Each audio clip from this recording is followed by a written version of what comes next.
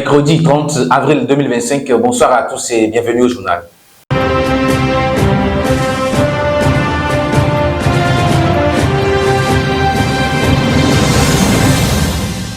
Le Mali se dirige vers une pérennisation de la période de transition et un maintien des militaires au pouvoir sans élection. Les consultations des forces vives du pays, orchestrées par les autorités de transition, se sont achevées ce mardi 29 avril 2025. La primature a publié dans la soirée de ce même mardi les recommandations finales.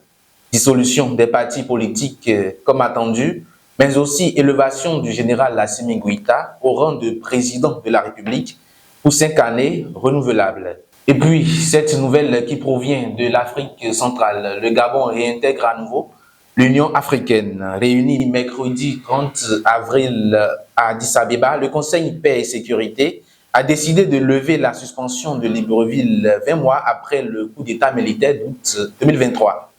Le Conseil paix et sécurité de l'UA, qui a jugé la transition ayant renversé Ali Bongo globalement réussie, a donc décidé de lever immédiatement l'extension imposée au Gabon selon un communiqué publié sur INS, estimant que le processus politique gabonais est satisfaisant.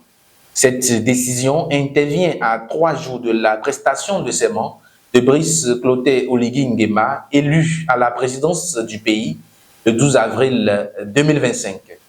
Hors du continent, environ 600 soldats nord-coréens ont été tués aux côtés des forces russes dans leur guerre contre l'Ukraine, a affirmé ce mercredi un député sud-coréen spécialiste du renseignement.